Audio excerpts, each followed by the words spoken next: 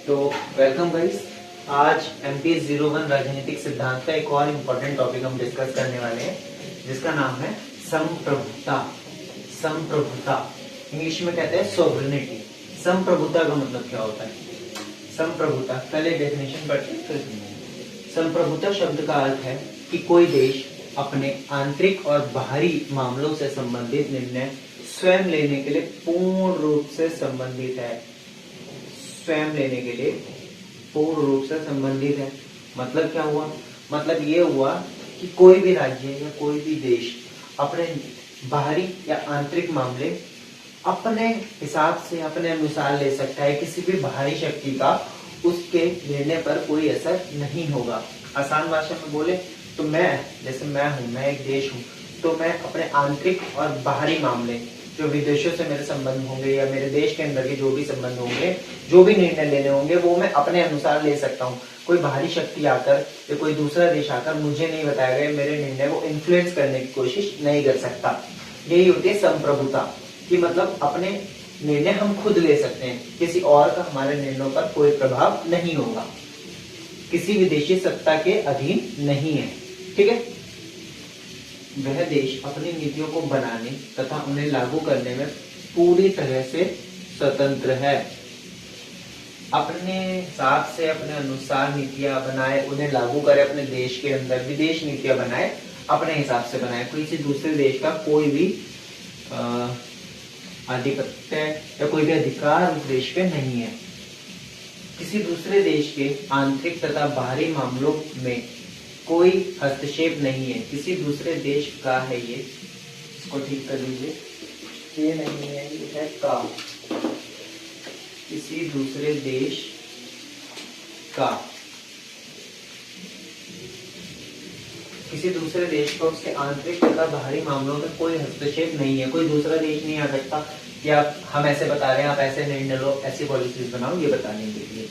संप्रभुता राज्य का एक आवश्यक तत्व है।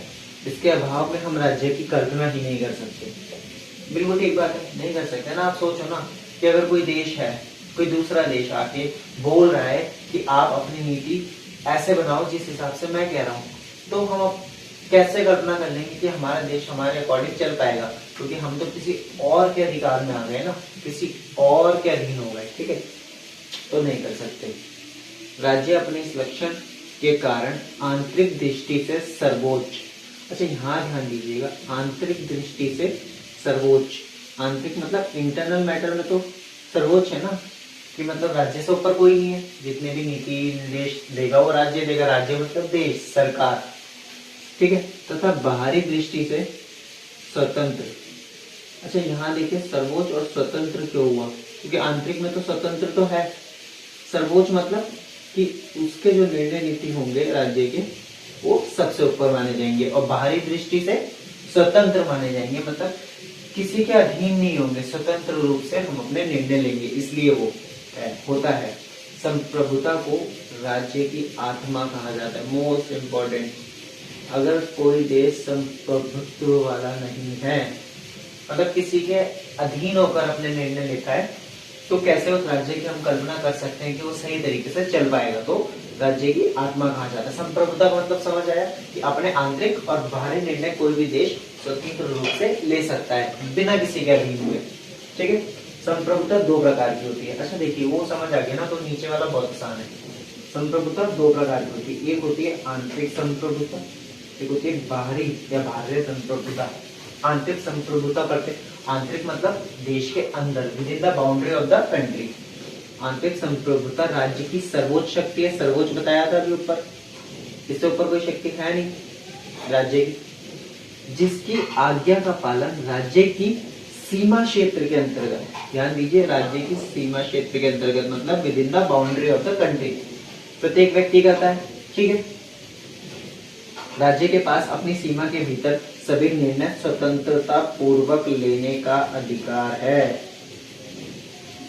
इंटरनल मैटर में राज्य कोई भी निर्णय ले सकता है इंडिपेंडेंटली। कोई भी संस्था या व्यक्ति राज्य की संप्रभुता के विरुद्ध कार्य नहीं कर सकता। सही बात है। आंतरिक संप्रभुता किसी भी राज्य में शांति या न्याय व्यवस्था कायम करने के लिए बहुत आवश्यक है।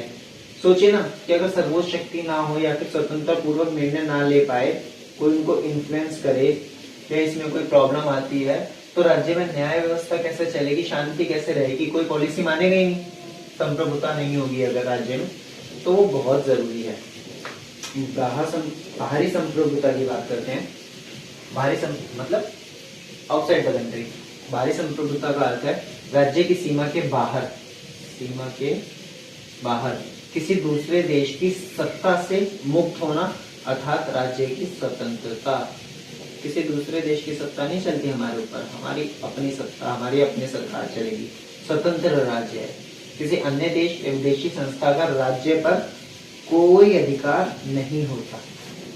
कोई दूसरा देश या कोई विदेशी संस्था है, राज्य